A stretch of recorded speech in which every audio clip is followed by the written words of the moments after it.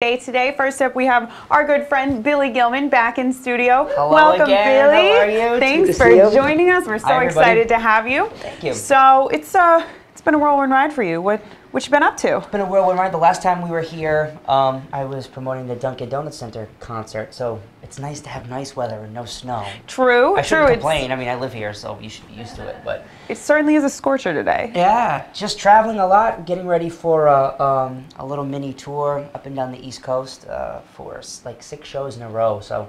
And you said that's the first time you've done 6 shows all together. All together. It's usually like you do a show, you do the meet and greet afterwards, and then you have a day of rest, one on, one off, one on, one off. But this is the first time they've been consecutive. So wish me luck. Wish my vocal cords luck. I've been trying to do everything I can to make them powerful and strong. So who knows? It's a little scary. You'll do fine. We all believe in you here. You have all of GoLocal behind you. Thank you. Hey, thank you. That's awesome. So backing it up a little bit. Coming from South County, Hope Valley. Fun fact: me and Billy both from the same town. She just told me. How fun is that, right? Only in Rhode Island is right. Only in Rhode Island. We probably went to elementary school together. That's a possibility. So, what was it like coming from such a small town to suddenly be just vaulted into the spotlight?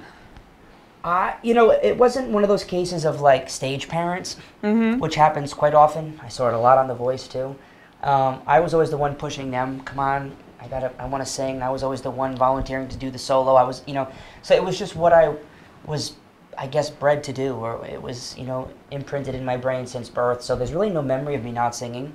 So it just seemed like the natural thing. I never thought of like, wow, coming from such a small town to doing what I love, full time as a job. Since I was 11, I never thought about it because I just knew that's what I was supposed to do, if that makes any sense. Oh, that makes so much sense. It's great to have such conviction. I'm sure most of us would love to be able to have that kind of a calling. That's great. You just got to listen to it, I guess. I don't know.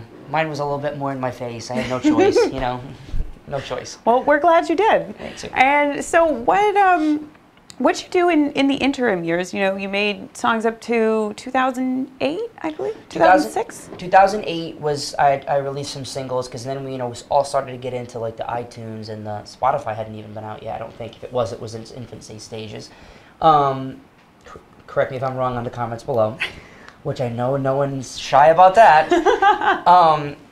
So I knew that coming out of, my voice took a very, very long time to change.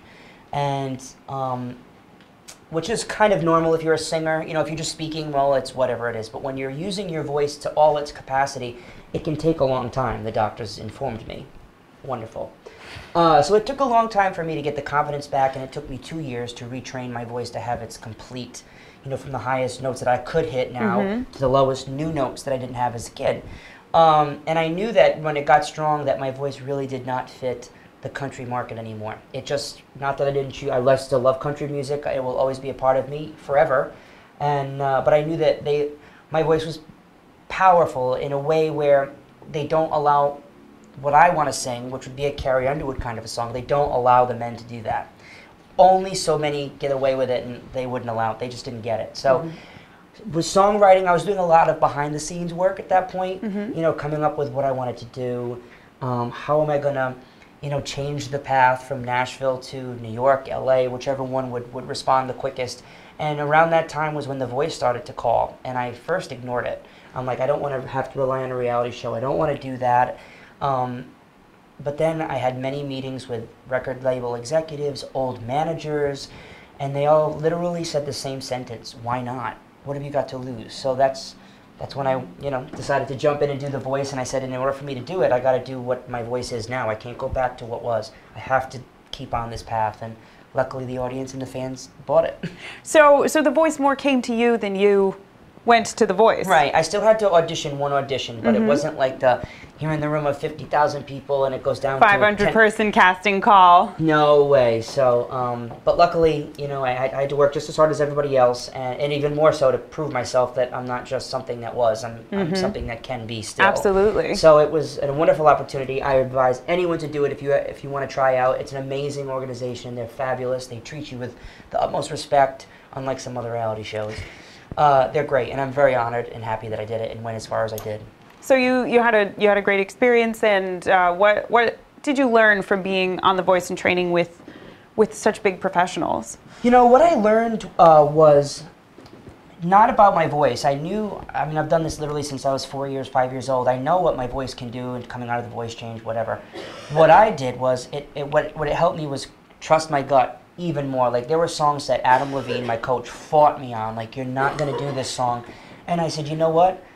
I got to do this song because it's speaking to me. I know the fans will respond. And one of the songs that I really fought hard with him about went to #1 on iTunes. Mm-hmm. So it really made me trust my instincts even more and made me realize that they are right. And so what was your favorite song during the whole journey of The Voice? What was your favorite song to perform? My favorite song, I liked all the production and stuff, but I loved going scale back. Like, we did all these big Show Must Go On, Queen, and Crying with Roy Orbison, big orchestra and background voices. Then we scaled it back down and just did a piano cello version of Adele's All I Ask, and that was so much fun, just to tell the story, get into the situation, and not have it be just, wah, singing. It meant something. It was a story, and I loved that. I loved being the storyteller rather than just a performer.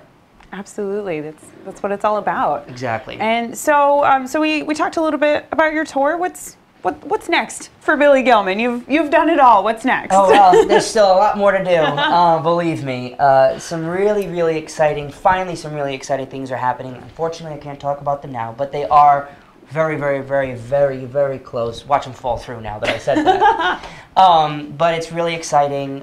New songs. Next month is all creative, behind the scenes again work. New songwriting, collaborative works with some artists, producing for my own next project. So stay tuned. This couple of months before, up until now, has all been like shows and meet and greets and out there thanking the audience and the people that voted. But next couple of months is going to be for me to get in the studio, and because I can't do both. Some people can do it very well. I have to psych in on one specific thing.